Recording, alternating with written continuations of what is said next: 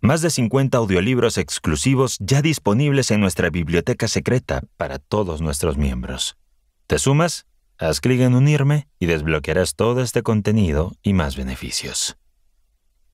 El arte de reprogramar tu realidad. El detector de virus. Las computadoras son asombrosas.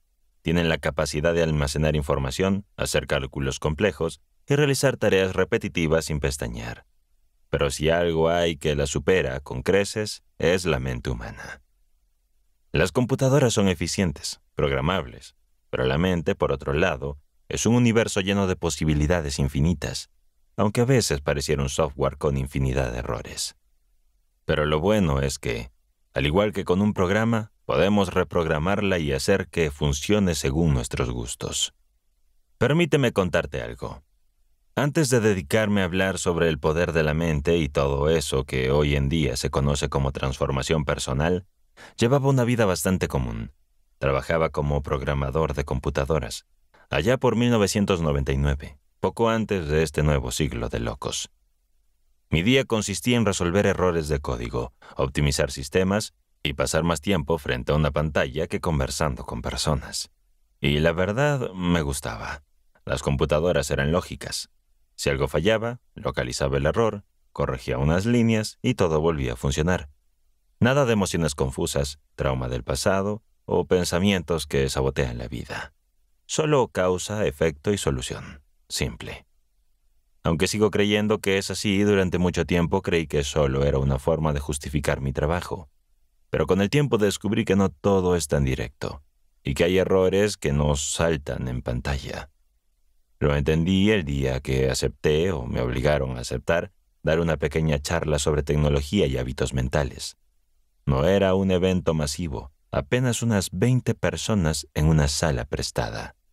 Yo estaba ahí, hablando y hablando sobre cómo ciertos patrones mentales pueden depurarse, cómo los comportamientos autodestructivos son como líneas obsoletas que podemos reemplazar. Sonaba bien, incluso yo me lo estaba creyendo. Hasta que alguien levantó la mano y con una mezcla de incomodidad y franqueza preguntó en voz alta: «Disculpa, si puedes programar la mente humana como dices, ¿por qué no empiezas contigo?» La sala se quedó en silencio. Nadie se rió, pero no hizo falta. El comentario no era una broma. Yo entendí lo que realmente estaba diciendo, porque en ese momento, y lo sabía, yo no era precisamente el modelo de la teoría que estaba defendiendo. Llevaba la camisa arrugada, un sobrepeso evidente, el rostro mal afeitado, y aunque claro que no lo mencioné esa noche, problemas con la bebida. Y ni qué decir del proceso de divorcio en que estaba metido, posiblemente por culpa mía. Sí, estaba mal. Mal conmigo, con mi cuerpo y con mi cabeza. No supe qué responder. Creo que hice algún comentario vago. Algo que sonara lo bastante técnico para que pareciera una respuesta, pero por dentro me quebró. Esa pregunta impertinente, que en cualquier otro momento de mi vida habría ignorado, me rondó como un mosquito en una habitación oscura. Pequeño, molesto y siempre en el oído. Porque en el fondo tenía toda la razón. ¿Cómo iba a hablar de reprogramar la mente si la mía estaba atrofiada de virus y falta de mantenimiento? ¿Cómo hablar de cambio si yo no había sido capaz de aplicarlo en lo más básico de mi vida? La mente puede ser reprogramada, sí, pero no por teoría, ni por discursos motivacionales de 5 minutos. Cambiar de verdad requiere entrega diaria, hábitos repetidos hasta que el nuevo patrón se instale, voluntad para sostener el proceso incluso cuando no se ven resultados inmediatos. Y quizás lo más importante, un objetivo claro que le dé sentido al esfuerzo. No basta con identificar el error. Hay que querer corregirlo y tener la constancia de hacerlo una y otra vez. Esa noche, en efecto, todos en la sala se rieron de mí. Pero algo en mí empezó a moverse en secreto. Como si esa pregunta incómoda hubiese tocado un punto que ni yo sabía que estaba expuesto. Si un programador puede detectar errores en un sistema y corregirlos, ¿por qué no aplicar esa misma lógica a nuestra mente? Después de todo, la mente humana también funciona a base de comandos automáticos. Está llena de procesos que determinan cómo actuamos, cómo sentimos e incluso cómo amamos. Y al igual que un sistema con fallos, también puede llenarse de pensamientos disfuncionales y elementos dañinos. Bien, el caso es que dejé de ver a las personas como teorías de estudio y comencé a verlas como sistemas reales que necesitan una actualización. Y ya que me gustaban tanto los códigos y los procesos, decidí aplicarme uno a mí mismo. Sí, literalmente. Me inventé una especie de protocolo personal, versión 1.0, que me obligaba a ser coherente con todo lo que decía. Si hablaba de eliminar virus mentales, tenía que revisar primero los míos. Si proponía nuevos hábitos, tenía que instalármelos primero a mí. Si mencionaba depurar errores de programación, no podía seguir viviendo como un sistema viejo obsoleto. Lo curioso es que, una vez que empecé a tomarme en serio esa reprogramación de realidad, también empecé a ayudar a otros. No desde el púlpito de sabiduría, sino desde la experiencia de alguien que había metido la pata, se había metido en 1000 problemas y había aprendido a reiniciarse. Y eso es justo lo que quiero compartir contigo en este breve libro. Una forma clara, honesta y un poco divertida de entender cómo reescribir esos patrones mentales que te sabotean y actualizar tu sistema para vivir con más libertad, orden interno y sentido. Este libro es el resultado de esa exploración.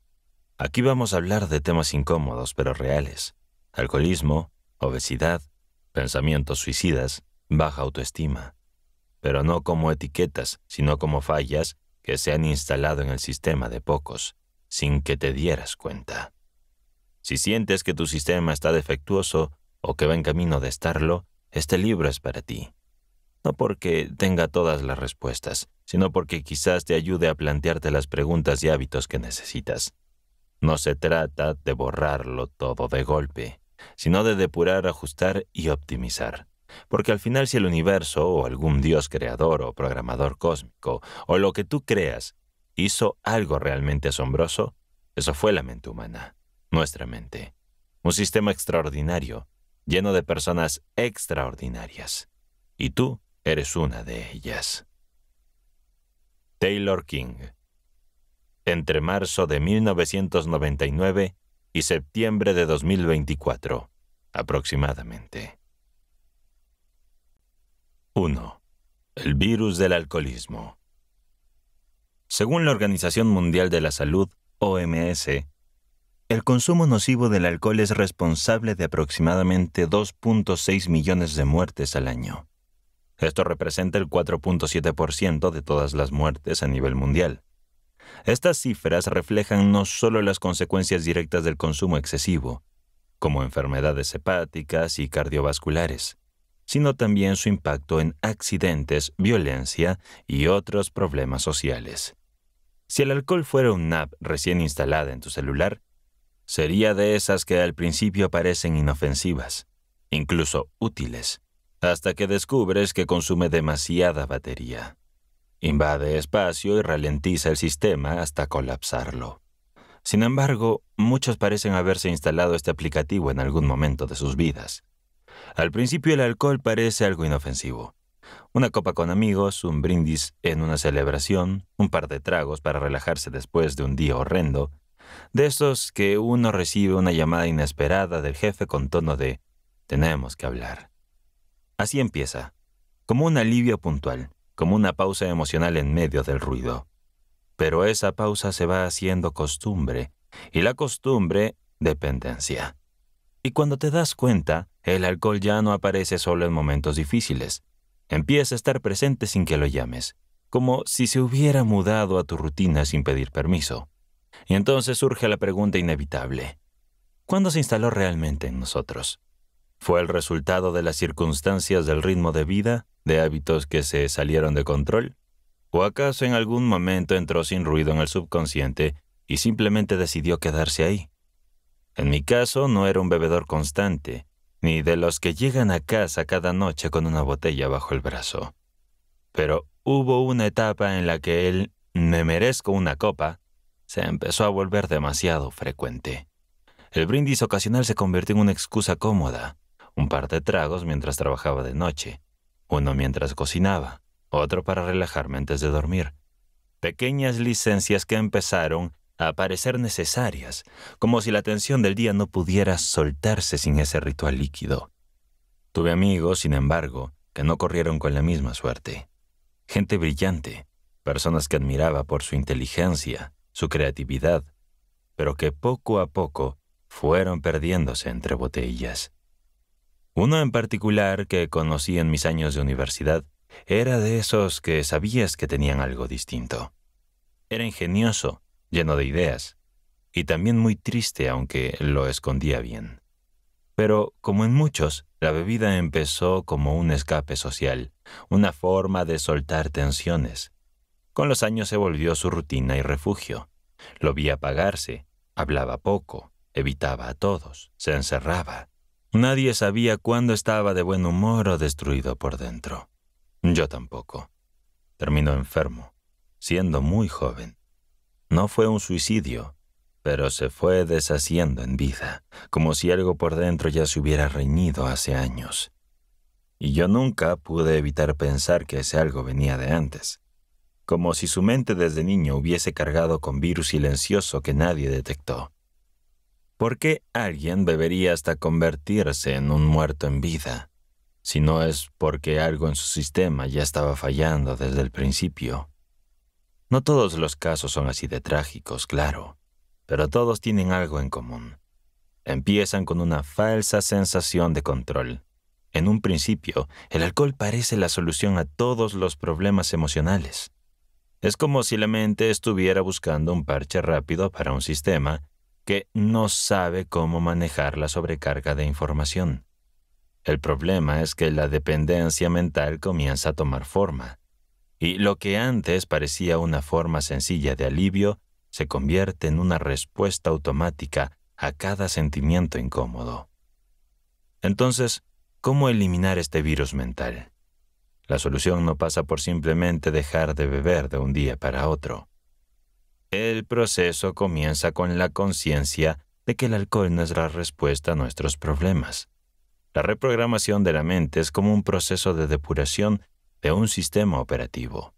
Primero debes identificar los errores, comprender cómo llegaron allí y finalmente actualizar el sistema con nuevas soluciones que realmente funcionen. ¿Cómo se reprograma esta relación con el alcohol? Lo primero es reconocer que cada vez que el deseo de beber se activa, es solo un bug, error de software, que necesita ser corregido. El trabajo es reemplazar ese código defectuoso. Lo primero es entender que el deseo de beber no es una necesidad real, sino un reflejo mental, una respuesta automática aprendida, un circuito que, como todo en el cerebro, puede ser reescrito. El psiquiatra Jason Brewer, especialista en adicción y comportamiento, explica que muchos hábitos adictivos no se mantienen por placer, sino por la expectativa de alivio. El cerebro asocia el alcohol con una salida rápida, aunque esa salida lo lleve al mismo lugar. Por eso, más que resistir el impulso, lo importante es examinarlo. ¿Qué intenta evitar? ¿Qué sensación me incomoda tanto que prefiero apagarla? Un ejercicio útil es no pelear con el deseo, sino observarlo sin actuar, como recomienda el enfoque de conciencia plena basado en evidencia clínica. Ver el impulso, identificarlo como lo que es, una reacción automática, y dejarlo pasar. La mente no necesita pelear con cada pensamiento. Puede aprender a decir, eso no soy yo. Y aquí viene algo clave. Cambiar de identidad narrativa. No sirve decir estoy dejando de beber, pero sigues girando en torno al acto de beber. Lo eficaz y lo que yo mismo empecé a aplicar fue replantear cómo me veía. Creé para mí un sistema de protocolo al que llamé Sistema Cero. Era una estructura simple. Dejar de definirme por lo que quería evitar y empezar a identificarme por lo que sí quería ser. El primer paso fue escribir una especie de manual lógico del usuario, sobre mí mismo y sobre cómo quería funcionar. No soy un tipo que bebe, escribí, porque ese personaje no encaja con la lógica que estoy desarrollando ahora. Así como no me veo como matemático, ni astronauta, ni vendedor de opio en el puerto de Shanghái. Sí, me divertí un poco con eso. Tampoco me veo como alguien que toma alcohol para resolver sus días. Mi sistema operativo es otro. Soy alguien que escribe, que se obsesiona con las ideas, que necesita estar claro. Y en ese mapa mental el alcohol no tiene ninguna función que yo considere lógica. Así, cada vez que el impulso aparecía, lo identificaba como un comando obsoleto que ya no reconocía como mío. Respiraba, lo anotaba en una libreta, sí, usé papel, y me hacía 3 preguntas básicas. ¿Qué quiero evitar? ¿Qué puedo hacer en su lugar? ¿Esto encaja con el personaje que estoy creando? Los estudios en neuroplasticidad respaldan mi humilde protocolo. El cerebro puede formar nuevos caminos, sí, pero necesita repetición, contexto y propósito. Por ejemplo, un estudio del University College de Londres, liderado por la neurociencia Eleanor Maguire, mostró cómo los cerebros de los taxistas de Londres, tras años de memorizar el complejo entramado urbano de la ciudad, desarrollan un hipocampo posterior significativamente más grande que el promedio. Es decir, su cerebro literalmente se había transformado físicamente para adaptarse a la tarea que repetían día tras día. Si un oficio puede modificar el mapa mental, también lo puede hacer un hábito personal. No basta con imaginar algo bonito, hay que darle a la mente evidencia, hábitos nuevos, circunstancias distintas y sostenidas. Así es como el sistema entiende, este soy yo ahora. Y eso también incluye el entorno en que te desenvuelves. Si hay un amigo, o peor aún un familiar, que no respeta tu decisión de dejar de beber, que te tienta, que se burla o que insiste con él, solo una copa, tienes todo el derecho a marcar distancia. No estás obligado a arrastrar vínculos que saboteen la lógica de tu proceso. Porque si el entorno sigue reforzando el viejo programa, te será mucho más difícil instalar el nuevo. Y esto no se trata de culpa ni de rencor.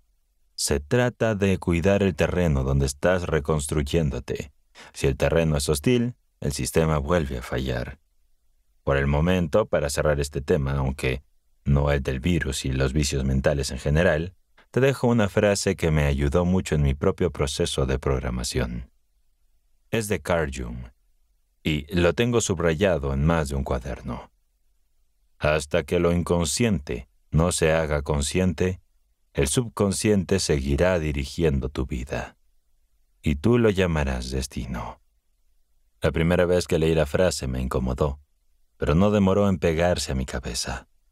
Si no te detienes a revisar lo que te maneja por dentro, vas a seguir creyendo que todo lo que te pasa es inevitable, cuando en realidad solo te faltaba el coraje de cambiar.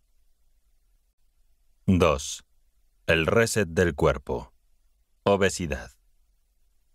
La obesidad es uno de esos programas que se instalan de forma silenciosa, casi sin que lo notemos. Un par de kilos de más, unas indulgencias aquí y allá, y poco a poco la balanza comienza a reflejar las consecuencias de nuestras decisiones. La comida se convierte en el mecanismo de confort, en la cura rápida para cualquier tipo de malestar, ya sea físico o emocional. Más de 1.900 millones de adultos en el mundo tienen sobrepeso, y de ellos 650 millones son clínicamente obesos. La obesidad no es solo un tema de apariencia, está vinculado a enfermedades cardiovasculares, diabetes tipo 2, trastornos músculo-esqueléticos y hasta ciertos tipos de cáncer. Pero más allá de las cifras, lo importante es entender que no se trata solo de un tema físico, sino mental, emocional y hasta social. Al igual que cualquier otro software defectuoso, la obesidad empieza a afectar más que solo una parte de nuestro cuerpo. Va deteriorando el sistema completo, nuestras emociones, identidad y finalmente nuestra salud. Yo mismo pasé por todo esto. Curiosamente, no fue en una etapa oscura o solitaria de mi vida. Fue después de casarme. Mientras mi esposa se levantaba temprano para hacer ejercicio, preparaba almuerzos saludables y me sugería que probáramos recetas nuevas, yo seguía en otra frecuencia. Pedía deliveries desde la oficina como si fueran informes. Comía dulces a escondidas, aunque ya tenía advertencias médicas por el azúcar. Me convencía de que una vez no hace daño, aunque esa una vez ocurría todos los días. Comía cuando estaba estresado, cuando estaba aburrido. Al principio parecía un hábito inofensivo, un snack en el escritorio, una hamburguesa camino a casa. Pero con el tiempo me di cuenta de que algo en mí se había desconfigurado. Y lo más inquietante es que no lo noté de inmediato. Es como si ese elemento defectuoso se hubiera instalado en silencio y yo solo actualizara con excusas. Hasta que un día el sistema empezó a desbordarse. La ropa ya no me quedaba, evitaba los espejos y el botón del pantalón terminó siendo una verdadera humillación de cada mañana. Ahora bien, si hablamos de alimentación y salud mental, el problema no se limita únicamente a la obesidad. En el otro extremo del espectro, hay cuerpos que se castigan hasta desaparecer. Trastornos como la anorexia o la bulimia no son solo cuestiones de alimentación, son expresiones desesperadas de una mente que ha sido moldeada o distorsionada por una idea de quien se supone que debe ser. Comer demasiado o no comer nada, provocarse el vómito o vivir de café y aire son síntomas de una relación rota entre la mente y el cuerpo, una especie de guerra civil interna. La psiquiatra y experta en trastornos de la conducta alimentaria, Heilbronn, escribió que los problemas de alimentación no tienen que ver con el hambre del cuerpo, sino con el hambre de identidad. Y eso me marcó. En estos casos, el virus no está en el estómago, está en el yo, en cómo se percibe uno frente al espejo, frente a la mirada de otros, frente a las expectativas que uno cree que debe cumplir para ser aceptado o valorado.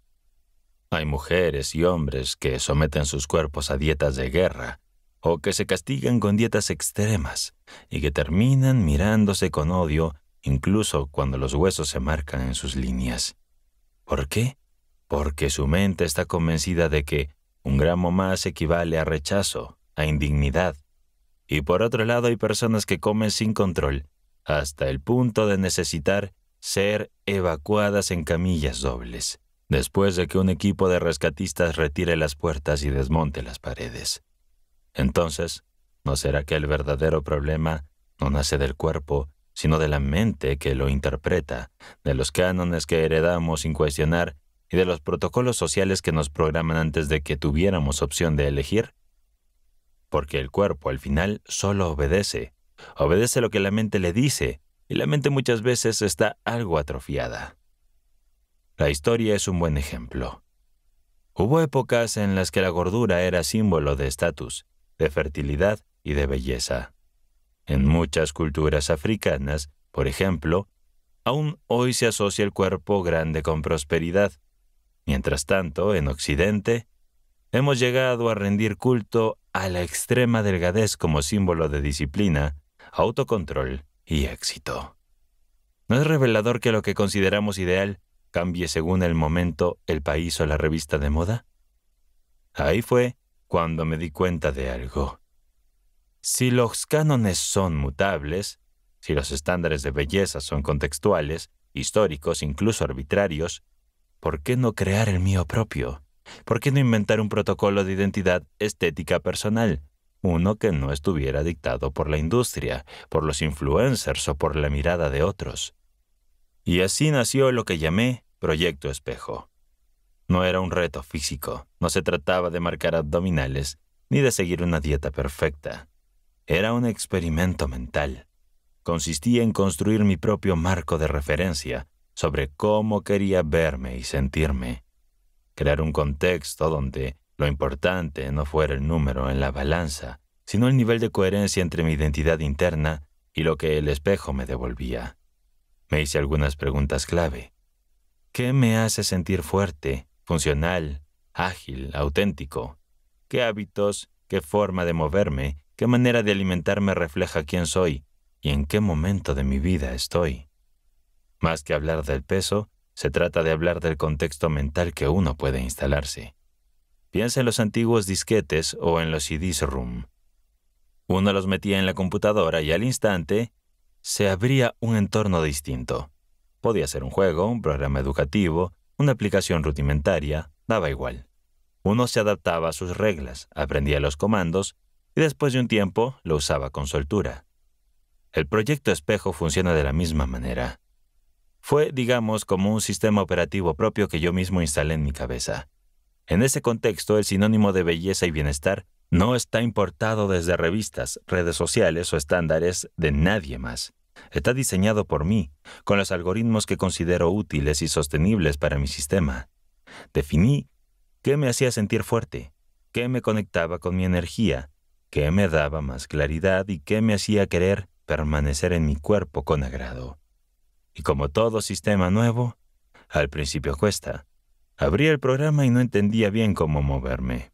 A veces lo cerraba y volvía al de antes, al que ya conocía, el del castigo y la culpa. Pero con práctica, con repeticiones, mi mente empezó a operar desde una nueva interfaz. Y cuando eso pasa, el cuerpo que solo obedece empieza a seguir el mismo lenguaje. ¿El resultado? No obtuve un cuerpo musculoso, ni mucho menos. No salí en una portada ni logré una transformación de antes y después digna de viralizarse. Pero sí llegué a algo que para mí fue mucho más valioso. Una versión funcional, consciente y sostenible de mí mismo. Me convertí en alguien que cuida de lo que come, no por culpa, sino por respeto, que se mueve todos los días no por castigo, sino por 3 razones simples que me marqué desde el inicio: entrenar, divertirme y ocuparme de mí.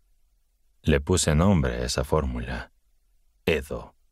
Entrenarse para estar listo, divertirse para no perder el gusto, y ocuparse como quien cuida una planta, sin apuro, pero con atención diaria. Si los cánones son construcciones sociales y mentales, si los protocolos son instalados sin nuestro permiso, entonces también podemos crear los nuestros. Protocolos de identidad personal, versiones mejoradas y con actualizaciones mensuales. Diseños internos que no necesitan aprobación para ser válidos.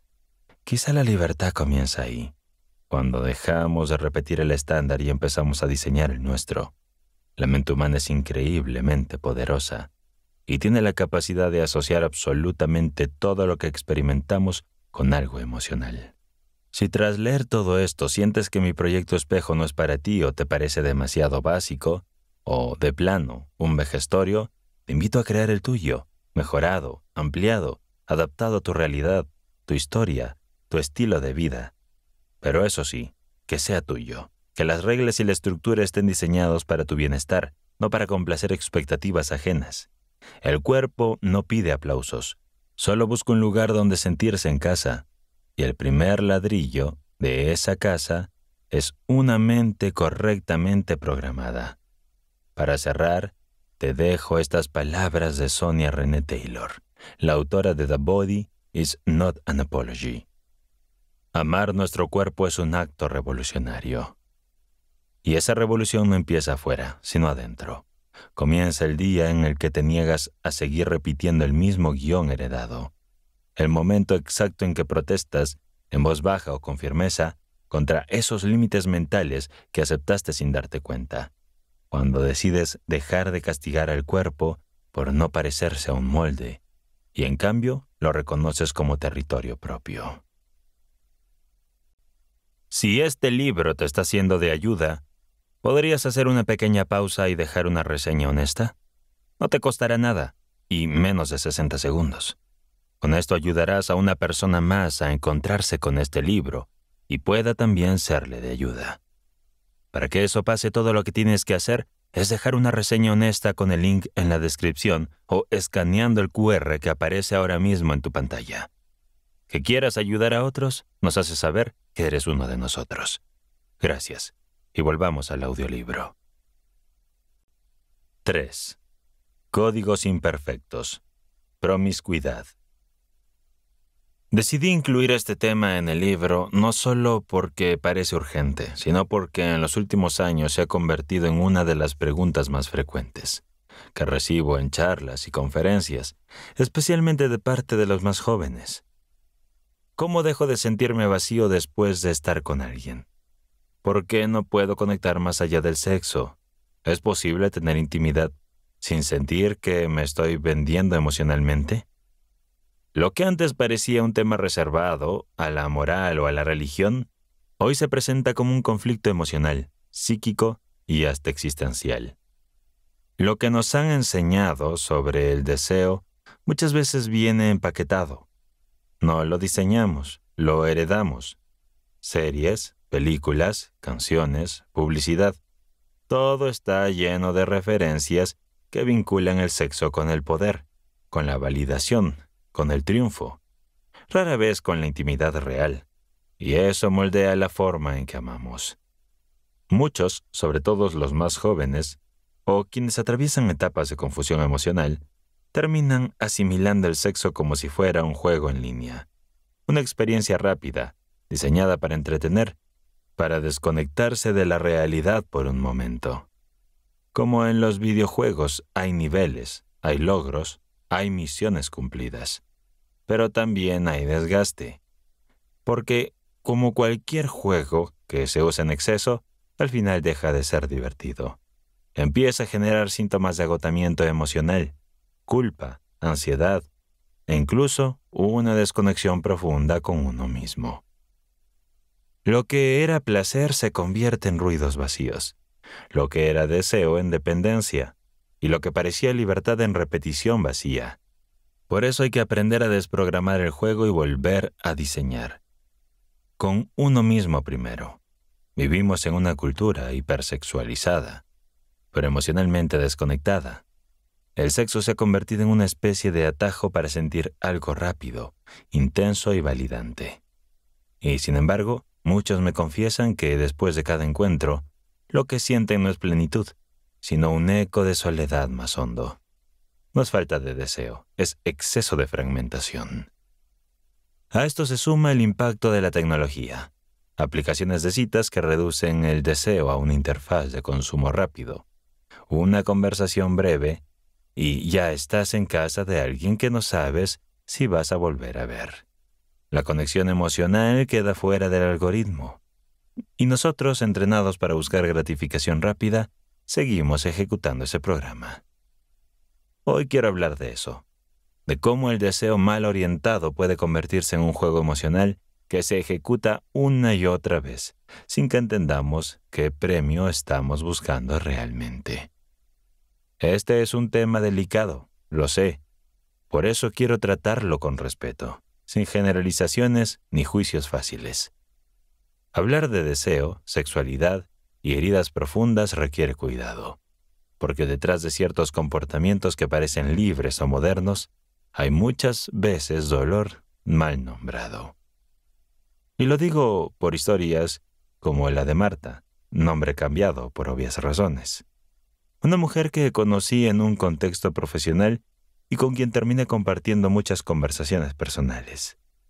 Marta era cordial, brillante, cansada, madre de 2 hijos, trabajadora, incansable, de esas personas que inspiran confianza y serenidad con solo entrar en una sala. Pero un día, durante una conversación larga después de una conferencia, me confesó algo que no esperaba. A pesar de su vida aparentemente estable, tenía encuentros sexuales constantes con otras personas, en paralelo a su matrimonio. No se lo contaba a nadie. Iba al psiquiatra, además de leer sobre límites, vínculos y traumas. Sabía en teoría que estaba haciendo algo que no deseaba realmente, y sin embargo no podía detenerse. «No sé por qué lo hago», me dijo. «No lo disfruto siempre. A veces incluso me siento culpable antes de que ocurra. Pero es como si algo en mí lo necesitara, como si buscara algo que no tiene que ver con el placer». Con el tiempo y a través de mucha introspección, Marta pudo nombrar algo que había estado oculto por años. Una experiencia traumática en su infancia, relacionada con el contacto físico, con el afecto confundido. Algo se había instalado ahí. El sexo se había vuelto su forma de negociar con la ansiedad, con la tristeza, con una sensación constante de no ser suficiente si no era deseada. Historias como la de Marta son más comunes de lo que imaginamos. No todas son extremas, pero muchas tienen algo en común: el deseo malentendido, como un consuelo emocional contra el vacío. El cuerpo pide lo que la mente no sabe cómo expresar. Por eso hablar de promiscuidad no es hablar de cuerpos, es hablar de memorias y de sistemas internos que nunca fueron protegidos del todo. Diversos estudios han señalado que la promiscuidad puede estar asociada con consecuencias psicológicas significativas. Entre ellas se encuentran la pérdida de autoestima, sentimientos de soledad, ansiedad y depresión. Estas conductas pueden ser una manifestación de problemas más profundos, como dificultades en las relaciones tempranas, baja autoestima o la búsqueda de validación externa. Además, la promiscuidad puede interferir en la capacidad de establecer relaciones duraderas, generando un ciclo de insatisfacción y desconexión emocional. Es importante reconocer que estos comportamientos no surgen de la nada. Factores como la falta de educación sexual adecuada, la ausencia de comunicación abierta en el entorno familiar y experiencias traumáticas pueden contribuir al desarrollo de conductas promiscuas. Por ello es esencial abordar estas cuestiones con empatía y comprensión, promoviendo una educación sexual integral y proporcionando apoyo psicológico cuando sea necesario. Al igual que con cualquier virus emocional, las consecuencias de la promiscuidad son profundas. En el corto plazo puede parecer que se obtiene satisfacción o consuelo, pero a largo plazo el ciclo de la gratificación inmediata termina por erosionar la autoestima, la confianza y, lo que es peor, la capacidad de establecer relaciones saludables y auténticas. El cuerpo también paga el precio. Si la promiscuidad está relacionada con el vacío emocional, el estrés asociado a esta insatisfacción constante puede afectar la salud mental y física. La ansiedad, la inseguridad, la depresión son solo algunas de las consecuencias de un ciclo constante de buscar validación a través del sexo. La desconexión emocional, la falta de intimidad genuina y el sentimiento vacío persistente pueden llevar a la mente a un estado de confusión y frustración, sin una salida clara. Una forma práctica de abordar este problema es trabajar en la autoestima y en la identificación de patrones de comportamiento. La terapia psicológica, especialmente la cognitivo-conductual, puede ser efectiva para ayudar a las personas a conocer y cambiar patrones de pensamiento y comportamiento que contribuyen a la promiscuidad. Además, la terapia puede ayudar a las personas a desarrollar habilidades para establecer relaciones saludables y significativas. En este proceso es útil considerar los conceptos de Eros y Tánatos, propuestos por Sigmund Freud. Eros representa el impulso de vida, la creatividad y el amor, mientras que Tánatos representa el impulso de muerte, de destrucción y la agresión. En el contexto de la promiscuidad, es posible que las personas estén actuando desde un impulso de Tánatos, buscando la autodestrucción o el escape del dolor emocional. Al trabajar en la autoestima y en la construcción de relaciones saludables, las personas pueden comenzar a actuar desde un impulso de Eros, buscando conexión, el amor y la creatividad. En última instancia, comprender las raíces emocionales y psicológicas de la promiscuidad es fundamental para promover relaciones sexuales saludables y responsables. La promiscuidad, al igual que otros comportamientos compulsivos como la obesidad, las adicciones o ciertos trastornos alimentarios, puede ser reprogramada si uno viaja hasta el núcleo emocional donde se originó. Esto no se resuelve con fuerza de voluntad o consejos vacíos, sino con trabajo profundo, acompañamiento profesional y un compromiso real en el cambio. Existen estudios sobre el tratamiento del trastorno de estrés postraumático, TEPH, como los realizados por el National Center for PTSD en Estados Unidos, que muestran cómo personas expuestas a guerras, muertes o abusos han logrado superar sus síntomas al involucrarse activamente en terapias adecuadas, como la cognitivo-conductual, la EMDR o el enfoque narrativo. Lo mismo aplica aquí. Cuando una persona comprende que su comportamiento sexual responde a heridas emocionales no resueltas y se atreve a pedir ayuda y hacer el trabajo necesario, el patrón puede transformarse. Porque la promiscuidad, cuando no es elección consciente, sino compulsión disfrazada de libertad, no es una identidad, sino un síntoma. Y como todo síntoma, tiene raíz. Finalmente, me gustaría hacer una reflexión sobre el amor y la intimidad. El amor implica una conexión profunda y significativa con otra persona, basada en el respeto, la confianza y la comprensión mutua. La intimidad coherente y cómoda se logra cuando las personas se sienten seguras y valoradas en sus relaciones. Al trabajar en el autoestima y en la construcción de relaciones saludables, las personas pueden experimentar una intimidad más profunda y satisfactoria.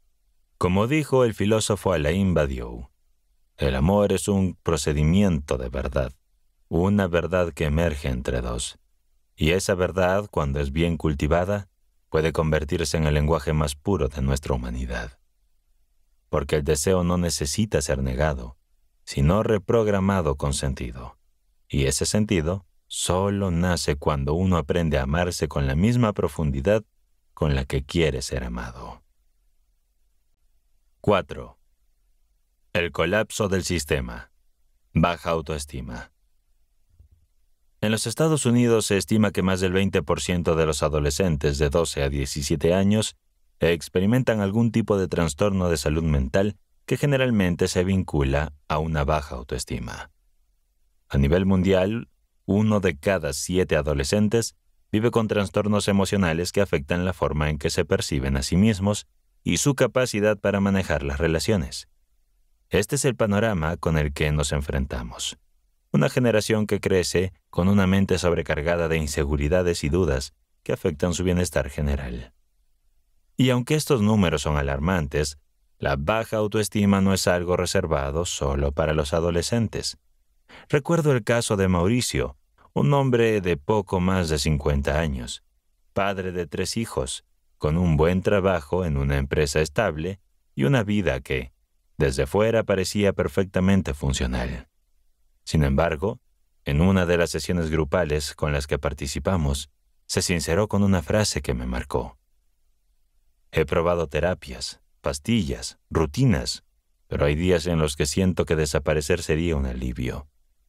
Lo más desconcertante era que, según su entorno, Mauricio era un ejemplo, responsable, cordial y comprometido, pero por dentro vivía atrapado en una niebla emocional densa, con una voz interna que lo desvalorizaba a cada paso. Con el tiempo, y gracias a un proceso terapéutico serio, salió a la luz lo que nunca había contado. Un episodio traumático vivido en su infancia, cuando fue humillado públicamente por un familiar cercano durante años. En su caso, fue su tío materno quien lo ridiculizaba cada vez que había reuniones. Lo llamaba el inútil frente a los primos. Se burlaba de su torpeza con los deportes. Lo imitaba si lloraba o se mostraba sensible, y solía repetir delante de todos: «Este muchacho no va a servir para nada, pero al menos se entretiene». Nadie lo detenía. Algunos reían, otros bajaban la mirada. Mauricio, con apenas 8 o 9 años, empezó a asociar su presencia en público con la vergüenza. Dejó de hablar en clase. Evitaba destacar en cualquier cosa por miedo a ser expuesto. La idea de «yo soy un error» se le metió tan hondo que, incluso décadas después, con una familia propia y una carrera estable, seguía sintiendo que era una farsa a punto de ser descubierta. La herida no era visible, pero desde entonces su mente había operado con un mensaje constante: «No valgo lo suficiente». Y esa idea lo había acompañado toda su vida, incluso en sus mayores logros. Mauricio no era débil, pero estaba programado para sentirse insuficiente. Y hasta que no se accedió al núcleo, todo lo demás, medicación, logros, reconocimiento externo, fue apenas un parche. La baja autoestima funciona como un sistema operativo que ha sido corrompido desde adentro. Originalmente la mente está diseñada para sostenernos, impulsarnos, protegernos, pero cuando se instala una programación negativa, producto de traumas, humillaciones o comparaciones persistentes, el sistema comienza a distorsionar la percepción de la realidad y de nosotros mismos. Nos vemos como versiones limitadas de lo que en verdad somos. Nos saboteamos, desconfiamos de nuestras capacidades y asumimos que no merecemos amor, éxito ni bienestar. Lo más alarmante es que este tipo de fallos no se corrigen por sí solos. No desaparecen con el tiempo. La mente, como cualquier software que repite comandos automáticos, seguirá ejecutando esas instrucciones defectuosas una y otra vez, hasta que alguien intervenga conscientemente, revise el código y decida reescribirlo. La actualización no es inmediata, pero es posible, y empieza, como todo proceso de reparación profunda, por reconocer que el error no está en nuestra esencia, sino en lo que aprendimos a creer sobre nosotros mismos. Este fenómeno es mucho más común de lo que pensamos. Los estudios muestran que la falta de confianza en los adolescentes, por ejemplo, puede originarse como comparaciones continuas con sus pares, presiones sociales para cumplir con estándares de belleza o éxito y la constante validación externa que requieren las redes sociales. Esta necesidad de aprobación, que a menudo está vinculada a la baja autoestima, puede llevar a los jóvenes a tomar decisiones impulsivas, desde buscar aceptación a través de las relaciones interpersonales hasta caer en conductas peligrosas como el abuso de sustancias. La presión por cumplir con expectativas que no son reales se convierte en un error del sistema, un fallo en la programación de su percepción personal. La baja autoestima se manifiesta a través de varios síntomas, pero a menudo no es reconocida hasta que el impacto en la vida es significativo. Por ejemplo, las personas con baja autoestima pueden evitar nuevas oportunidades, ya sea en el trabajo, en la escuela o en relaciones personales, por miedo a no ser lo suficientemente buenos. Se sienten incapaces de enfrentarse a los desafíos de la vida porque en su mente ya está grabada la idea de que no merecen tener éxito. La baja autoestima no es un simple rasgo de personalidad ni una frase pasajera. Es una forma de ver el mundo, una manera distorsionada de interpretar quiénes somos y qué merecemos. Se instala muchas veces en silencio, en un comentario que dolió más de lo que parecía, en una comparación que parecía inofensiva, en una humillación no resuelta como la de Mauricio.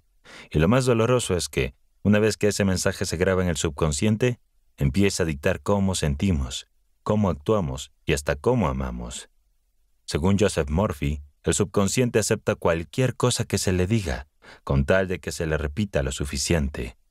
No distingue entre lo que es cierto y lo que simplemente fue repetido en un contexto de dolor. Tu mente tiene una habilidad bastante molesta: confirmar todo lo que ya crees sobre ti. Si la imagen que tienes de ti mismo es negativa, adivina qué va a aparecer en tu memoria cuando estés teniendo un mal día. Exacto. Tus errores, tus momentos incómodos, esa vez que dijiste algo fuera de lugar cuando dejaste pasar una oportunidad, es como si tu cerebro tuviera un algoritmo que solo te muestra recuerdos deprimentes en función de tu historial emocional. Una especie de Netflix, pero solo con películas tristes. La buena noticia: puedes intervenir en ese sistema. Tómate unos minutos al día para activar lo que yo llamo tu memoria positiva. Sí, existe, solo que la tienes archivada en una carpeta que no revisas casi nunca. Recuerda momentos donde hiciste las cosas bien, cuando te defendiste, cuando ayudaste a alguien, cuando tomaste una buena decisión, cuando tuviste el valor de ser tú mismo. Y por favor, no lo subestimes. Nada de eso fue para tanto. Sí, fue un logro para ti en su momento, entonces cuenta. Escríbelo, revívelo, recuérdalo como merece ser recordado. Piensa en tu vida como una biblioteca de películas. ¿Por qué volver a ver siempre la peor escena? Cambia de cinta, proyecta otra historia, una donde también brillas, donde te superas, donde actúas con coraje. Tu pasado no está ahí para avergonzarte, sino para recordarte que incluso en tus momentos más difíciles hiciste cosas valiosas. Solo necesitabas dejar de repetir el capítulo equivocado y empezar a escribir de nuevo. Walter Rizzo, en su libro Enamórate de ti, refuerza esta idea y nos recuerda que el amor propio no es una frase bonita para repetir frases al espejo, sino una estructura interna de valoración real, sólida, autónoma. Según él, muchas personas construyen su vida en función de cómo los demás lo tratan, sin darse cuenta de que eso es como poner tu autoestima en manos de un clima impredecible. propone que toda reconstrucción emocional parte de una pregunta básica pero poderosa. ¿Qué pasaría si yo creyera, de verdad, que soy valioso independientemente de lo que los demás opinen? La respuesta no solo transforma la relación con uno mismo, sino también con el entorno. Pero, ¿cómo se hace eso? ¿Cómo se reprograma un sistema cuando el código defectuoso lleva años funcionando? La ciencia y la práctica terapéutica han propuesto herramientas útiles. La autohipnosis guiada, por ejemplo, permite acceder a niveles profundos de conciencia, donde se puede instalar una nueva narrativa interna. Otra técnica sencilla pero poderosa es la repetición de afirmaciones positivas antes de dormir, justo cuando la mente entra en un estado más receptivo y relajado. Es en ese momento cuando las frases que elijas pueden dejar de ser pensamientos prestados y comenzar a convertirse en convicciones propias. La solución es construir lo que se conoce como autoconcepto afectivo positivo, es decir, una relación emocional saludable con uno mismo. Esto implica tratarse con respeto, reconocer las propias necesidades sin culpa y renunciar de una vez por todas a las comparaciones tóxicas. No basta con saber que uno merece amor, hay que sentirse merecedor de ese amor. Esa diferencia, aunque útil en palabras, es profunda en la práctica. Cambiar la lógica interna que hemos heredado, la que dice que hay que ganarse el valor, demostrarlo, probarlo, es uno de los mayores desafíos de la vida adulta, pero también uno de los más transformadores. Si llegaste hasta aquí, quiero que te lleves algo claro. No tienes que tener todo resuelto para empezar a respetarte. No necesitas ser perfecto para tratarte bien. Puedes empezar hoy, con una palabra amable, con un límite que nunca habías puesto, con el simple acto de reconocer que mereces paz, descanso y alegría, incluso en medio del proceso. Y si necesitas algo para comenzar, toma esta frase del mismo Rizzo, que encierra en pocas palabras la promesa más profunda del amor propio. Un día cualquiera toma la decisión de programarte positivamente. Piensa que durante ese día serás el dueño de tu vida y el único juez de tu propia conducta. Podrás hacer y deshacer a tu gusto. Ese día serás el músico y el director de orquesta, y dirigirás tus pasos con la firme convicción de que eres tú, y solo tú, el artífice de lo que quieres conseguir. Siéntete, aunque sea un día, dueño de ti mismo. Que esa idea te acompañe en cada paso. 5. El error fatal. Tendencias suicidas. Cuando un sistema colapsa por completo, no hay vuelta atrás. Los archivos se pierden, la memoria se borra y lo que estaba en funcionamiento deja de existir. Así de definitiva es la muerte. Por eso el suicidio no es simplemente una decisión desesperada. Es el cierre total del sistema. Pero como todo colapso, nunca ocurre sin avisos previos. Antes de que cualquier sistema muera hay señales, ralentizaciones, mensajes de error, alertas que avisan que algo no está bien. La mente funciona igual. Cuando una persona empieza a considerar el suicidio como una opción, lo que está ocurriendo es un proceso progresivo de saturación emocional. La idea de que el dolor es interminable, de que no hay salida posible, comienza a instalarse como una verdad absoluta. Y ese es el verdadero error fatal. Creer que la desesperación es eterna. La buena noticia es que como cualquier sistema en crisis, hay formas de intervenir antes del apagón total. Pero para esto, tenemos que aprender a leer los mensajes de alerta. Y sobre todo, dejar de ignorarlos. Lo primero que debemos entender sobre las tendencias suicidas es que en la mayoría de los casos no se trata de una incapacidad para resolver problemas en la vida, sino de una incapacidad para manejar el dolor emocional. Cuando las personas se sienten atrapadas en un ciclo de sufrimiento emocional, cuando no encuentran formas de escapar de la desesperación, la mente empieza a interpretarlo como una amenaza constante y creciente. Yo mismo, siendo adolescente, me sentí extrañamente fascinado por el suicidio cuando leí por primera vez sobre la muerte del escritor japonés Yukio Mishima. Fue en 1970, un 25 de noviembre. Mishima, uno de los autores más brillantes de su generación y obsesionado con los ideales del Bushido y el Japón imperial, llevó a cabo un acto extremo. Después de escribir su última obra y liderar una breve revuelta con su grupo privado de seguidores, pronunció un discurso en el cuartel general de las Fuerzas de Autodefensa en Tokio. Luego, frente a sus acompañantes, se practicó el seppuku, una forma ritual de suicidio japonés, y fue decapitado por su discípulo más cercano, como lo dictaba la tradición.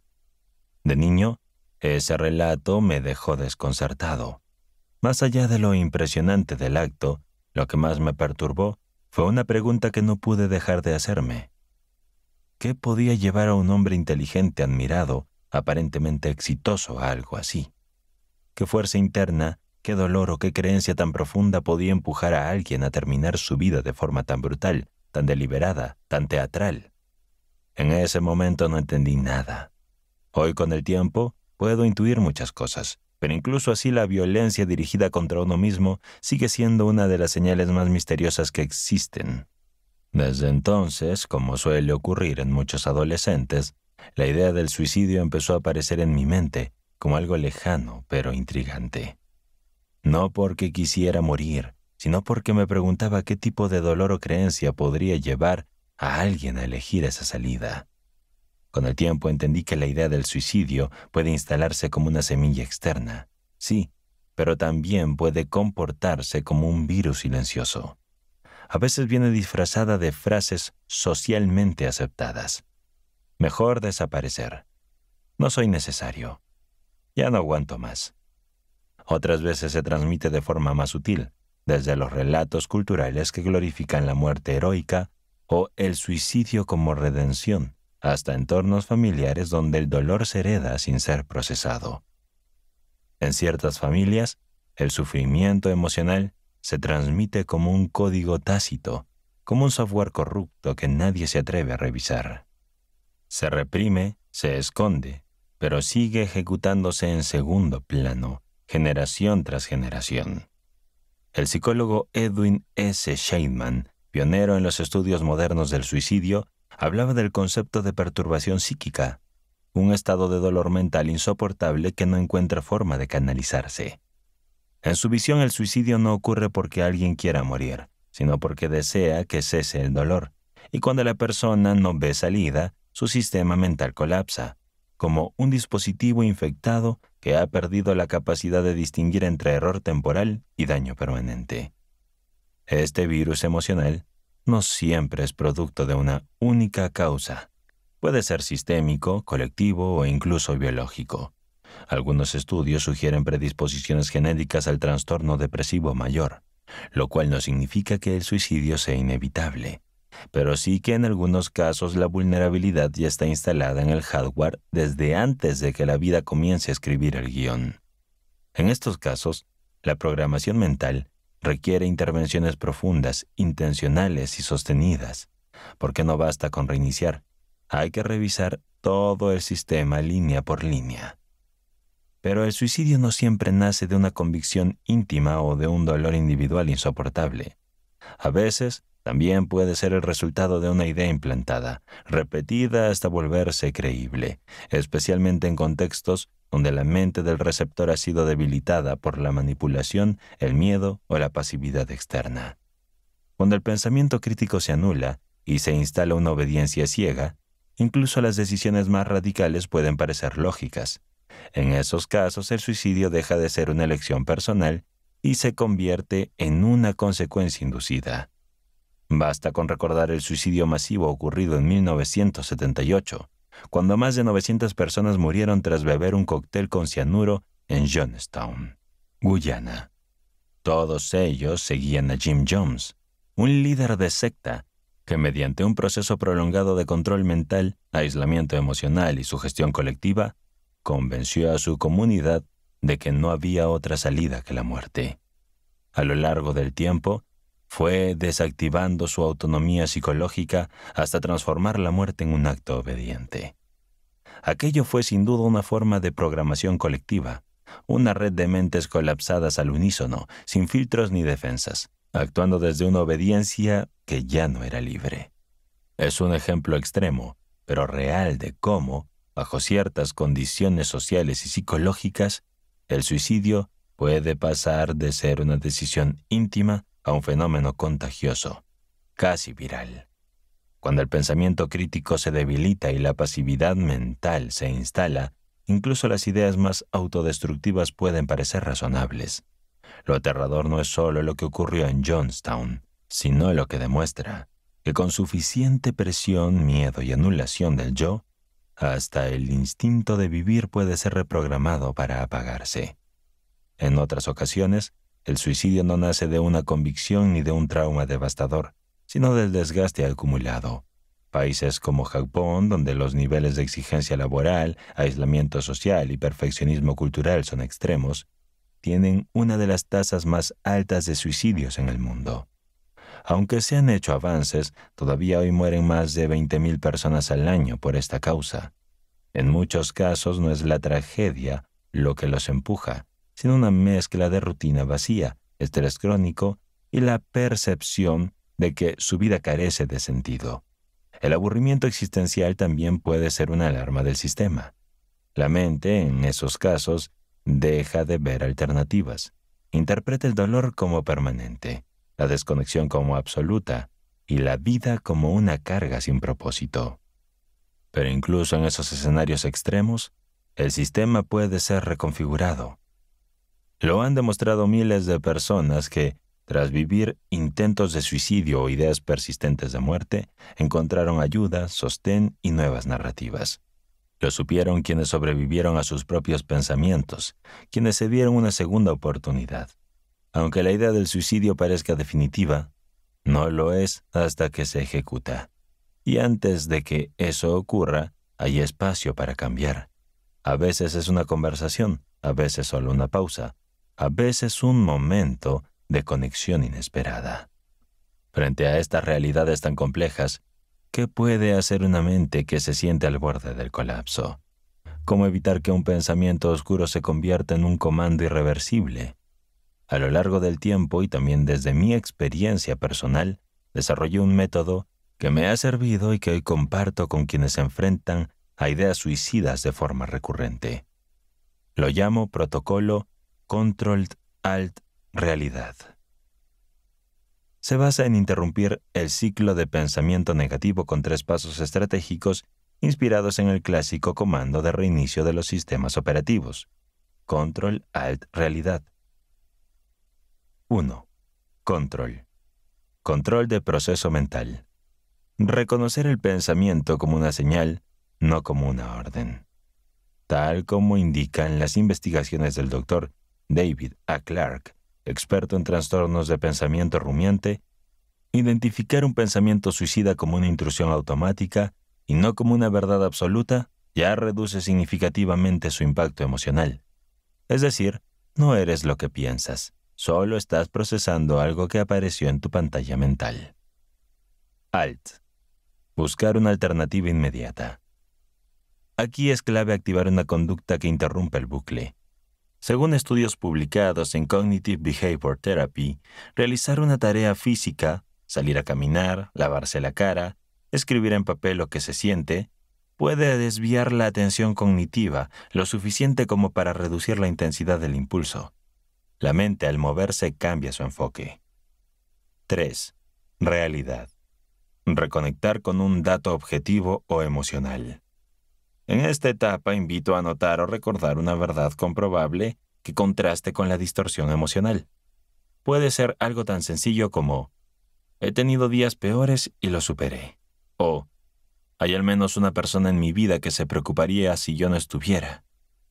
Esta afirmación debe ser elegida y escrita por ti en momentos de calma. La idea es que funcione como un ancla lógica cuando el sistema emocional está fallando. A mí este protocolo me salvó en momentos oscuros. No elimina el dolor, pero impide que el dolor tome el control total del sistema. Como cualquier herramienta, hay que practicarla para que funcione. Pero en más de una ocasión me bastó con recordar el paso control para frenar lo que parecía inevitable. Porque a veces lo que salva no es una gran revelación, sino un pequeño comando que interrumpe el colapso. Un acceso directo hacia la posibilidad de quedarse, respirar y de seguir. Si estás leyendo esto y alguna vez te sientes así, Recuerda, no es debilidad lo que estás viviendo, es saturación, y eso puede repararse. Como cualquier sistema complejo, tu mente necesita mantenimiento, descanso y un debido reinicio. El dolor puede ser profundo, pero no es eterno. El pensamiento suicida no es una señal de que tu vida ha terminado, sino de que algo en ti necesita cambiar, necesita ser escuchado, atendido, acompañado. Si hoy, por pequeña que sea, te queda una chispa de curiosidad por lo que vendrá, por lo que todavía puedes construir, entonces quédate. Esa chispa ya es el principio de la nueva programación. La vida, incluso cuando duele, aún tiene margen para volver a empezar. 6. El bug de la procrastinación. Después de tocar temas tan duros como el alcoholismo, la obesidad, la bulimia o el suicidio, es justo bajar un poco el tono. No porque lo que viene sea menos importante, sino porque a veces también hace falta respirar. ¿Y qué mejor que hacerlo abordando un problema que no discrimina, que casi todos padecemos hoy en día, y que aunque no amenaza la vida de forma directa, puede carcomerla lentamente? La procrastinación. Este bug silencioso tiene un talento especial para sabotear nuestros días, nuestros proyectos, y poco a poco también nuestra confianza. Es ese proceso en segundo plano que va consumiendo recursos del sistema sin que lo notemos. Atención, energía, claridad. Comienza con excusas suaves. Más tarde, mañana, cuando esté más inspirado. Pero como todo virus que no se detecta a tiempo, termina replicándose. Se convierte en patrón, y lo que era una simple postergación se transforma en un ciclo repetitivo que te aleja de tus metas y desgasta tu autoestima. Lo peor es que no solo retrasa las tareas, también debilita tu percepción de control, tu motivación y tu capacidad de confiar en ti mismo. Para entender realmente qué es la procrastinación, no basta con definirla como dejar las cosas para después. Esa definición es superficial. La procrastinación no siempre se presenta como desidia evidente, ni como falta de carácter. Más bien, se camufla. Se esconde en los hábitos de personas aparentemente funcionales, comprometidas, incluso exitosas. No es cosa de vagos, es un patrón silencioso que afecta a la gente común y corriente, como tú, como yo, y que aparece justo cuando más necesitamos avanzar. Así que en lugar de definirla, veamos cómo se comporta. Pongamos un ejemplo. Es lunes, suena el despertador. El hombre promedio y la mujer promedio también se levanta sintiendo que ya va atrasado. Tiene una lista mental de cosas por hacer: responder correos, avanzar en un proyecto, hacer ejercicio, pagar unas cuentas. Pero algo se interpone. El celular, el desayuno que se alarga, la sensación de que todavía hay tiempo. Y así pasan las horas. Se abre una pestaña, luego otra. Se empieza algo, pero no se termina. Llega el mediodía con esa mezcla de ansiedad y autoconvencimiento. Todavía puedo empezar después del almuerzo. Pero al final del día el trabajo importante sigue pendiente, y lo único que se ha acumulado es culpa. Este es el rostro cotidiano de la procrastinación. No siempre es pereza, ni siquiera desinterés. Muchas veces es una resistencia invisible que se esconde detrás de tareas pequeñas, distracciones digitales o falsas sensaciones de estar ocupado. La persona promedio que procrastina no lo hace por irresponsabilidad, sino por saturación mental, por miedo a no hacerlo bien o por agotamiento emocional. A veces ni siquiera sabe que está atrapada. Cree que necesita más motivación, cuando en realidad está lidiando con un patrón mucho más profundo. La procrastinación es un bug mental instalado en el sistema operativo, un patrón de pensamiento que mezcla perfeccionismo, miedo al fracaso y baja tolerancia a la incomodidad. Y no solo bloquea la productividad, también sabotea el crecimiento personal, la claridad de rumbo y la confianza en uno mismo. Todo tiene que ser perfecto. Uno de los principales motores silenciosos de la procrastinación es el miedo al fracaso. Y ese miedo muchas veces se disfraza de perfeccionismo. En lugar de comenzar una tarea, preferimos esperar el momento ideal. O nos convencemos de que aún no tenemos todo listo. Pero debajo de esa procrastinación, lo que suele haber es una pregunta incómoda que nuestra mente evita. ¿Y si no lo hago bien? Según un estudio de la Universidad de Ottawa publicado en Personality and Individual Difference, el perfeccionismo está estrechamente vinculado con la procrastinación. Las personas que sienten que su valor está ligado a su rendimiento o a cómo los perciben los demás, tienden a posponer tareas importantes por miedo a no cumplir con sus propias expectativas. En contextos altamente competitivos, este patrón se vuelve aún más agudo. Y no es poca cosa. Un metaanálisis de 2016, publicado en Psychological Bulletin, reveló que cerca del 20% de los adultos son procrastinadores crónicos. En poblaciones universitarias el porcentaje puede superar el 50%. Vivimos en una era donde todo debe verse perfecto: el cuerpo, el trabajo, la productividad, las redes sociales. Esa presión constante y de estar a la altura provoca que muchas personas prefieran no comenzar nada antes de arriesgarse a fallar públicamente. Es curioso cómo la procrastinación se convierte en una estrategia de defensa emocional. Al no empezar, sentimos un alivio momentáneo. Es como si al evitar el reto evitáramos también la posibilidad de fracasar. Pero ese alivio es engañoso. Con el tiempo, lo que parecía una pequeña excusa se transforma en una espiral de evasión. El miedo se agranda, las tareas se acumulan, la culpa crece. Y lo que parecía solo una demora se convierte en un patrón que nos frena no solo en lo laboral, sino en la vida. En resumen, la procrastinación no siempre es el resultado de la falta de organización o pereza. Muchas veces es el síntoma de un sistema de creencias defectuoso, alimentado por la idea de que, si algo no puede salir perfecto, es mejor no hacerlo en absoluto. Y esa creencia, como todo bug mental, puede y debe reprogramarse. Lanzamiento modo beta. Esta técnica que estás a punto de conocer no la saqué de un libro, ni me la enseñó algún gurú del rendimiento. Me vino a la mente, curiosamente, después de una breve etapa de mi vida en la que trabajé como programador en una empresa de videojuegos. Eran años en los que mi jornada se dividía entre consolas, líneas de código y plazos de entrega que rara vez se cumplían como estaba planeado. Vi de todo: desarrolladores brillantes que trabajaban bajo presión extrema, proyectos que cambiaban de dirección 3 veces por semana y betas lanzadas con errores evidentes que, sin embargo, lograban captar a millones de jugadores. Aprendí algo crucial en ese mundo: el producto perfecto no existe.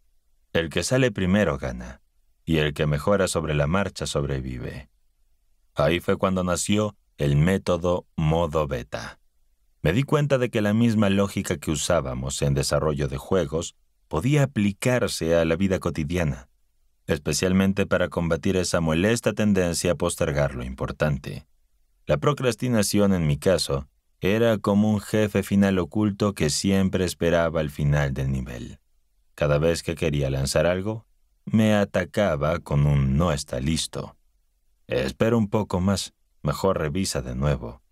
Hasta que recordé cómo hacíamos los lanzamientos beta, y decidí aplicarlo a mi cerebro.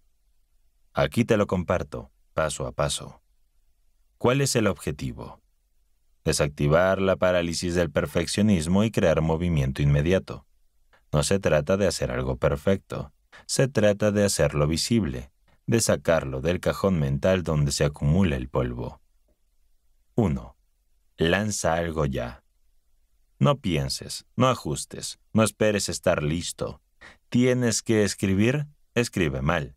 ¿Tienes que entrenar? Ponte los zapatos. ¿Tienes que grabar un video? Haz uno de prueba en pijama. El objetivo no es impresionar, es romper la inercia. El perfeccionista interno no sabe cómo atacar algo que ya está en marcha. 2. Acepta el bug. Los errores son parte del sistema. En programación decíamos, si no falla al menos una vez, es que no lo estás usando. El miedo al fallo te hace posponer, pero si ya asumes que vas a fallar, te liberas. El bug no es señal de derrota, es señal de que estás creando algo real. 3. Actualiza en vivo. ¿Tu primer intento fue caótico? Bienvenido. Ahora mejora una sola cosa, después otra. El secreto de la productividad no está en el primer borrador perfecto, sino en los ajustes progresivos. Tu mente se aclara cuando entra en acción. La acción crea orden, el movimiento, el sentido. 4. Crea un logro desbloqueable. Esta parte es clave si tu mente funciona como la de muchos gamers. Cada vez que completes una acción, por pequeña que sea, créate una recompensa inmediata. Un logro desbloqueado. ¿Terminaste 15 minutos de trabajo concentrado? Te ganaste tu canción favorita. ¿Completaste una parte del informe? Mereces un meme. Solo asegúrate de que la recompensa venga después de la misión, no antes. Si no, te conviertas en un personaje que se pasa la vida en la pantalla de carga. 5. Llama a esto versión 1.0. No digas esto es lo mejor que puedo hacer. Di, esta es mi versión inicial. Cambia el código interno. Lo que estás haciendo hoy no es tu obra final, es tu modo beta. Y como todo buen juego irá mejorando con parches, con práctica y con experiencia. Este sistema que empezó como un juego mental para sobrevivir a los lanzamientos apurados de mi antiguo trabajo, terminó siendo una herramienta esencial para vencer mis bloqueos más grandes. Porque detrás de cada excusa, de cada mejor mañana, lo que había era miedo a no estar a la altura. Pero descubrí algo. Si lanzas algo antes de sentirte listo, tu cerebro no tiene tiempo de sabotearte. Recuerda, los mejores productos no nacen terminados. Se lanzan, se prueban, se ajustan. Tú también puedes hacer eso contigo. Tus proyectos, con tus ideas, con tu vida. No necesitas ser perfecto para empezar, solo necesitas empezar para mejorar. Reiniciar el sistema. Después de todo lo que has leído, desde la saturación emocional que puede llevar al suicidio hasta los patrones mentales que alimentan la obesidad, el alcoholismo o la culpa crónica, es justo cerrar este capítulo con algo que no se sienta como una carga, sino como una posibilidad.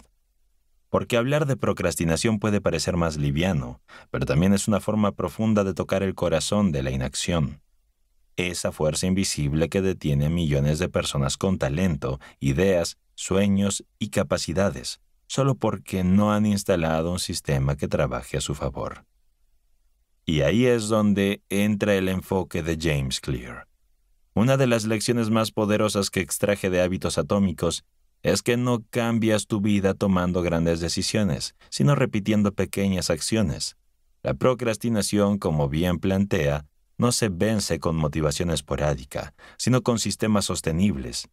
No somos lo que soñamos hacer, somos lo que repetimos cuando nadie nos ve. Y si nuestros hábitos son pequeños sabotajes diarios, no importa cuán ambiciosa sea nuestra visión. El sistema no lo va a soportar. Clear lo dice con claridad.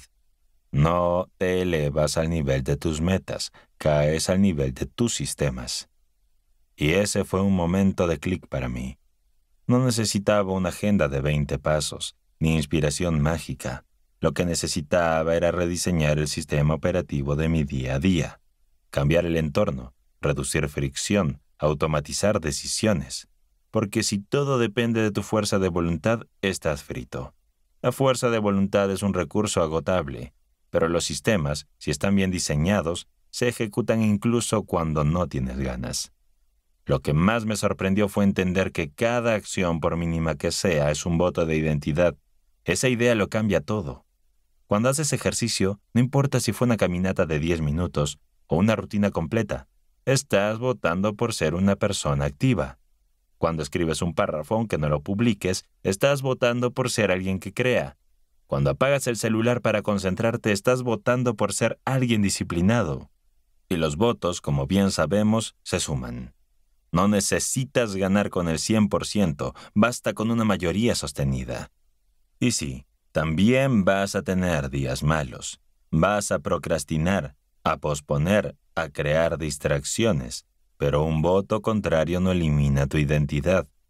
Solo recuerda volver.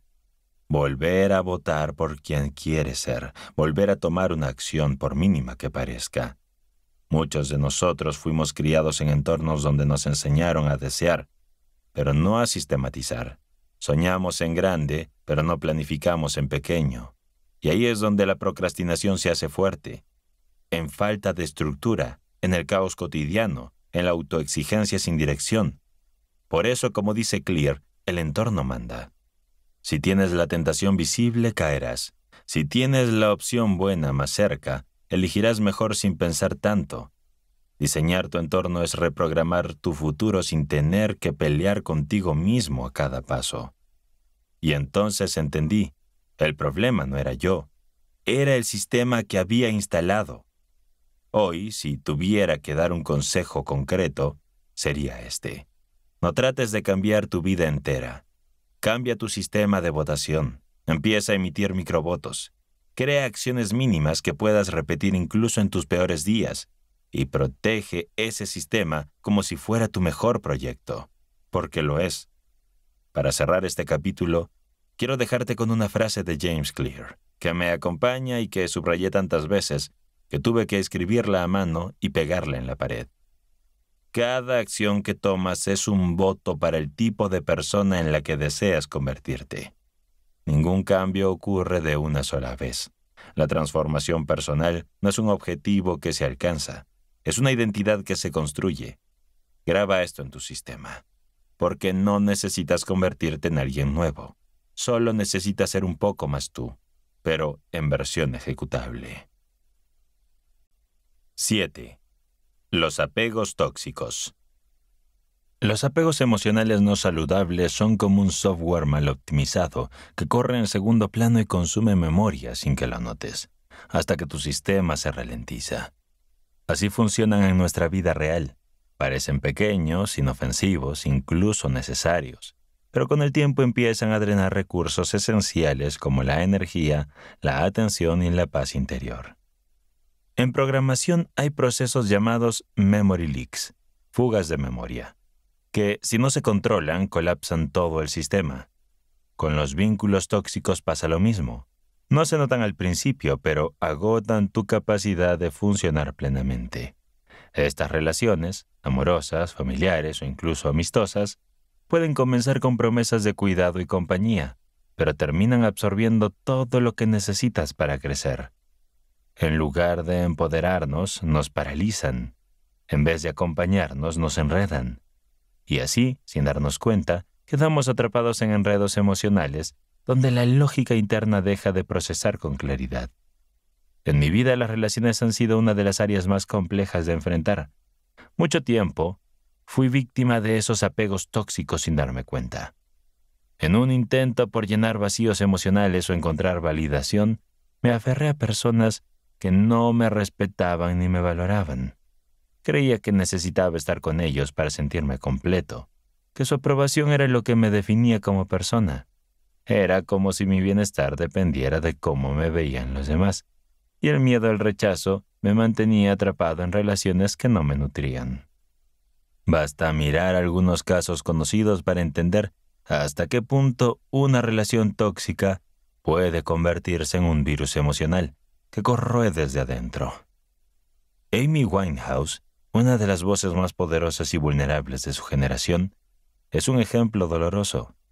Talentosa, brillante y sensible, su vínculo con Blake Fielder Civil fue descrito por muchos como autodestructivo.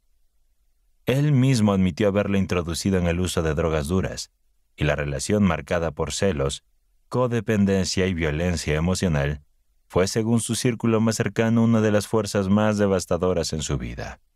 Amy tenía dinero, fama, éxito, pero su mente, como la de tantos, no encontraba estabilidad emocional sin esa relación que al mismo tiempo la destruía. Ese es el poder de los apegos tóxicos. Te convencen de que no puedes vivir sin algo que claramente te está haciendo daño. Y no hace falta ser una estrella para pasar por eso. Conozco el caso de una mujer que había logrado salir de su infancia difícil, construir una carrera, tener independencia y sin embargo volvió una y otra vez a una pareja que le hacía sentir pequeña, culpable y agotada. ¿Por qué? Porque el apego no es racional, es emocional. Es la mente creyendo que si suelta esa relación, se queda vacía.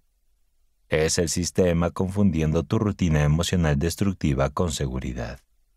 Los apegos emocionales, especialmente los tóxicos, no surgen de la nada. Se originan en vacíos no resueltos, en inseguridades profundas y en un deseo desesperado de validación. La mente, en su intento de sentirse vista, aceptada o querida, se aferra a cualquier vínculo que le prometa un poco de eso, incluso si el costo es altísimo. Es como instalar un software que promete mejorar el rendimiento del sistema, pero que en realidad consume todos los recursos, ralentiza los procesos y deja al usuario, nosotros, completamente dependiente de algo que ya no sirve. El problema es que este tipo de apego rara vez se presenta como tóxico al inicio. Llega disfrazado de intensidad, de romanticismo, de necesidad mutua, pero con el tiempo se transforma en una cárcel emocional, donde uno empieza a ver su valor solo a través de los ojos del otro. La mente deja de operar de forma autónoma y todo gira en torno a mantener viva una relación que no nutre, que no respeta, que no construye. Lo más difícil de aceptar es que el verdadero trabajo no es con la otra persona, es con nosotros. Es con la programación interna que nos llevó a creer que solo somos valiosos y alguien más nos valida. Porque hasta que no reescribamos ese código, seguiremos instalando virus dañinos como si fueran la única opción. En la base de los apegos emocionales tóxicos suele estar la necesidad de validación externa, una dinámica estudiada en profundidad por la teoría del apego, desarrollada por John Bowlby y Mary Ainsworth. Según sus investigaciones, los seres humanos desarrollamos desde la infancia un estilo de apego en función de la calidad del vínculo con nuestras figuras cuidadoras. Cuando ese apego temprano es inseguro, ya sea por negligencia, sobreprotección o inconsistencia emocional, tendemos a buscar en la vida adulta relaciones que produzcan ese mismo patrón, inestables, dependientes, desequilibradas. No porque querramos sufrir, sino porque el sistema interpreta ese caos como familiar, y lo familiar, tristemente, nos resulta cómodo. Estudios posteriores, como los de la psicóloga clínica Susan Johnson, creadora de la terapia focalizada en las emociones, EFT, confirman que los adultos con apegos inseguros tienden a establecer vínculos afectivos donde el miedo al abandono o al rechazo los vuelve hipersensibles, complacientes o incluso sumisos. Este tipo de vínculo no se limita a las relaciones sentimentales. También puede darse entre padres e hijos, hermanos, amigos e incluso compañeros de trabajo. Lo que define un apego tóxico no es el rol de la persona en nuestra vida, sino el tipo de energía que ese vínculo genera: dependencia emocional, chantaje efectivo, manipulación sutil o directa y una sensación persistente de no ser suficiente si el otro no aprueba lo que somos. Según el psicólogo y escritor Amir Levin, uno de los problemas más comunes en los adultos con apego ansioso es la tendencia a confundir la necesidad de sentirse valorado con amor genuino. Así se aferran a relaciones que los invalidan, solo porque en ciertos momentos reciben una dosis de atención que su mente interpreta como afecto. Es un circuito de refuerzo emocional disfuncional. La carencia se alimenta con migajas de afecto y el sistema sigue funcionando, pero de forma defectuosa. Además, investigaciones más recientes en neurociencia afectiva han demostrado que las relaciones humanas activan los mismos circuitos cerebrales que se estimulan con sustancias adictivas. De hecho, en 2010, un estudio publicado en el Diario de la Neuropsicología por investigadores de la Universidad de Columbia reveló que el rechazo social activa las mismas áreas cerebrales involucradas en el dolor físico. En otras palabras, hay vínculos que duelen literalmente. Y como cualquier dolor crónico no tratado, puede alterar nuestras decisiones, nuestra autopercepción y nuestra salud emocional. Esto explica por qué muchas personas se mantienen atadas a relaciones claramente dañinas. Su mente no busca bienestar, busca alivio. Y ese alivio llega, aunque sea de forma efímera, cuando la otra persona les presta atención, les sonríe o les permite sentirse útiles. Pero como todo sistema mal calibrado, este tipo de recompensa a largo plazo solo refuerza la dependencia. Un apego tóxico, entonces, no es solo una mala decisión afectiva, es la manifestación de un patrón mental que prioriza la aprobación externa por encima del respeto interno. Y hasta que ese patrón no se cuestione, hasta que la persona no aprenda a identificar los signos y reprogramar su valor propio desde dentro, seguirá conectándose con vínculos que agotan más de lo que nutren. Por eso es fundamental entender que el amor propio no se construye luchando contra el otro, sino desinstalando el código que nos hace creer que el otro tiene el poder de definir nuestro valor. Y eso, aunque no es fácil, es perfectamente posible. Como cualquier sistema emocional, puede ser actualizado, pero el primer paso es reconocer que no todo vínculo que nos hace sentir vivos nos hace bien. El impacto de los apegos. El impacto de los apegos tóxicos no se queda en el terreno emocional. De hecho, muchas veces es el cuerpo el primero en levantar la mano y decir, «Oye, esto no va bien». Y no lo hace con metáforas, lo hace con síntomas concretos. Según un estudio publicado en la revista Psychological Science, las rupturas y los vínculos afectivos dañinos pueden provocar respuestas fisiológicas similares al dolor físico real. Literalmente, tu cuerpo interpreta una mala relación como una amenaza al sistema, como un error de seguridad que genera un cortocircuito en tu bienestar. ¿Te ha pasado que estás en una relación de pareja, amistad, familia, que te drena y no sabes por qué estás tan cansado todo el tiempo? No es tu colchón, es el vínculo.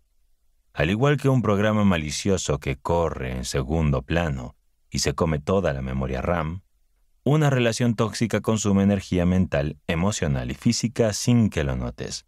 Empiezas con discusiones pequeñas, justificaciones constantes, vigilancias innecesarias. ¿Por qué no respondió? ¿Habrá visto mis historias? ¿Estará molesto? Luego vienen las noches sin dormir, la ansiedad al revisar el celular, los cambios en el apetito. Porque o no comes nada, o comes como si fueras una versión emocional de Hulk. Y todo mientras intentas fingir que estás bien. El Dr. Gabor Maté, reconocido por su trabajo sobre trauma y enfermedad, sostiene que cuando una persona vive en un entorno emocionalmente estresante de manera constante, su sistema inmunológico se ve comprometido. Esto no es metáfora. El estrés crónico asociado a vínculos inestables puede aumentar la inflamación del cuerpo, debilitar la capacidad para combatir enfermedades y contribuir al desarrollo de afecciones como hipertensión, problemas gastrointestinales y trastornos de ansiedad. ¿Un ejemplo mediático? Britney Spears y su historial de relaciones destructivas y control familiar. Años bajo la tutela de personas que tomaban decisiones por ella, dictaban con quién podía hablar y qué podía decir. El resultado no fue solo una crisis emocional evidente, sino un deterioro físico y psicológico visible. Su caso no es extremo por ser único, sino porque ocurrió frente a millones de espectadores. Pero volvamos a lo cotidiano. El cuerpo comienza a enviar señales: insomnio, tensión muscular, fatiga crónica, dolores de cabeza sin causa aparente. Son como esos pop-ups molestos que salen cuando tu sistema está sobrecargado. Tu conexión no es segura. Este archivo está dañado. Tu batería se está agotando.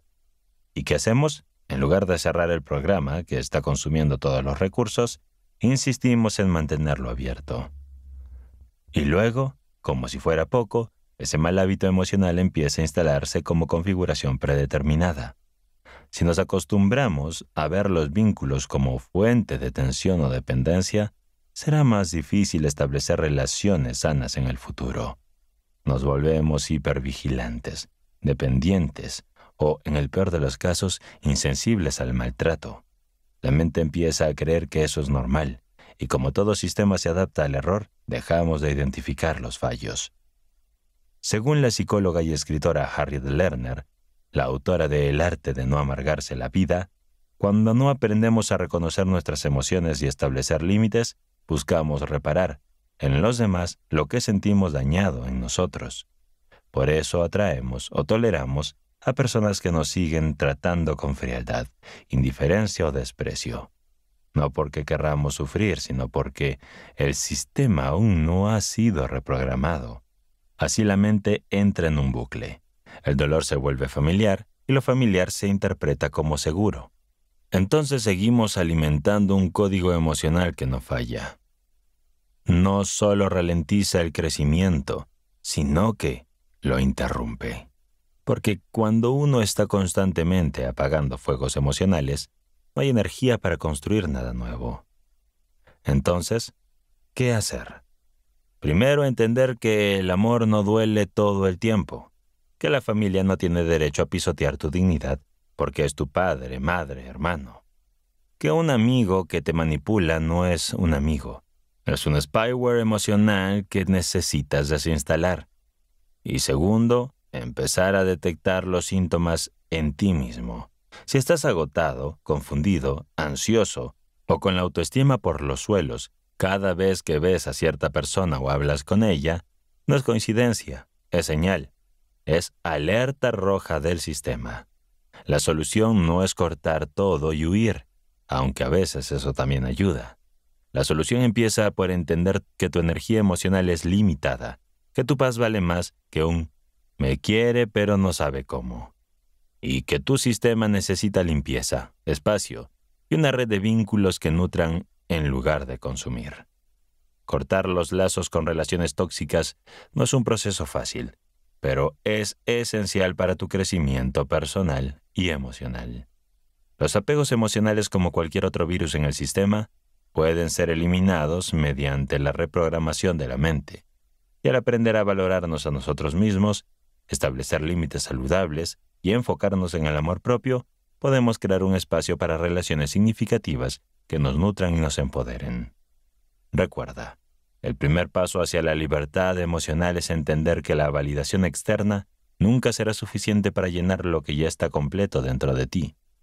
Las relaciones saludables, basadas en el respeto y la autenticidad, nacen cuando nos amamos a nosotros mismos, lo suficiente como para saber que merecemos lo mejor. La clave está en dejar ir lo que ya no nos sirve y abrir espacio para el amor que realmente nos hace crecer.